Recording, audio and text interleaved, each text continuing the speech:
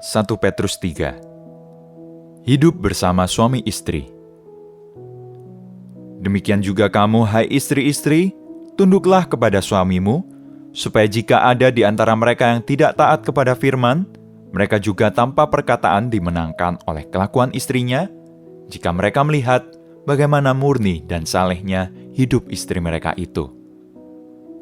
Perhiasanmu janganlah secara lahiriah, yaitu dengan mengepang-ngepang rambut, memakai perhiasan emas, atau dengan mengenakan pakaian yang indah-indah. Tetapi perhiasanmu ialah manusia batiniah yang tersembunyi dengan perhiasan yang tidak binasa, yang berasal dari roh, yang lemah lembut dan tentram, yang sangat berharga di mata Allah. Sebab demikianlah caranya perempuan-perempuan kudus dahulu berdandan, yaitu perempuan-perempuan yang menaruh pengharapannya kepada Allah. Mereka tunduk kepada suaminya, sama seperti Sarah taat kepada Abraham dan menamai dia tuannya. Dan kamu adalah anak-anaknya jika kamu berbuat baik dan tidak takut akan ancaman.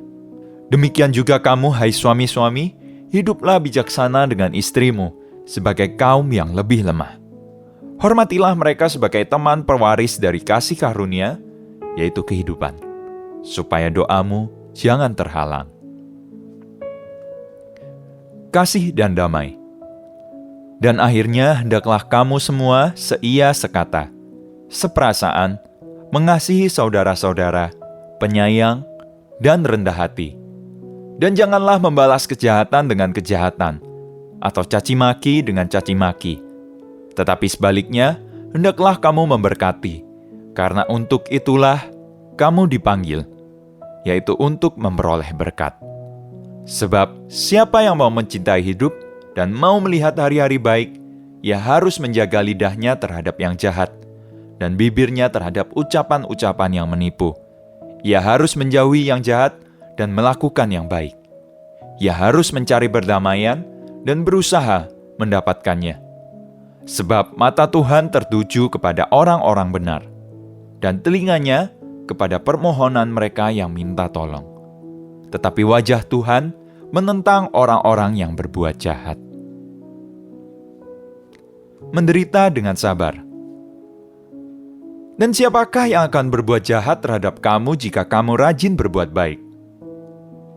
Tetapi sekalipun kamu harus menderita juga karena kebenaran, kamu akan berbahagia. Sebab itu, janganlah kamu takuti apa yang mereka takuti, dan janganlah gentar. Tetapi kuduskanlah Kristus di dalam hatimu sebagai Tuhan, dan siap sedialah pada segala waktu untuk memberi pertanggungan jawab kepada tiap-tiap orang yang meminta pertanggungan jawab dari kamu tentang pengharapan yang ada padamu. Tetapi haruslah dengan lemah lembut dan hormat, dan dengan hati nurani yang murni, supaya mereka yang memfitnah kamu karena hidupmu yang saleh dalam Kristus menjadi malu karena fitnahan mereka itu.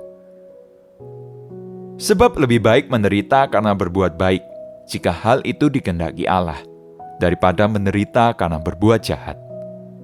Sebab juga Kristus telah mati sekali untuk segala dosa kita. Ia yang benar untuk orang-orang yang tidak benar, supaya ia membawa kita kepada Allah. Ia yang telah dibunuh dalam keadaannya sebagai manusia, tetapi yang telah dibangkitkan menurut roh. Dan di dalam roh itu juga ia pergi memberitakan Injil kepada roh-roh yang di dalam penjara, yaitu kepada roh-roh mereka yang dahulu pada waktu Nuh tidak taat kepada Allah.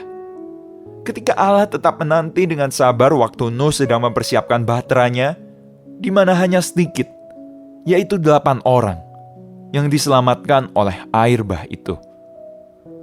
Juga kamu sekarang diselamatkan oleh kiasannya, yaitu baptisan. Maksudnya bukan untuk membersihkan kenajisan jasmani, melainkan untuk memohonkan hati nurani yang baik kepada Allah. Oleh kebangkitan Yesus Kristus, yang duduk di sebelah kanan Allah setelah ia naik ke surga, sesudah segala malaikat, kuasa, dan kekuatan ditaklukkan kepadanya.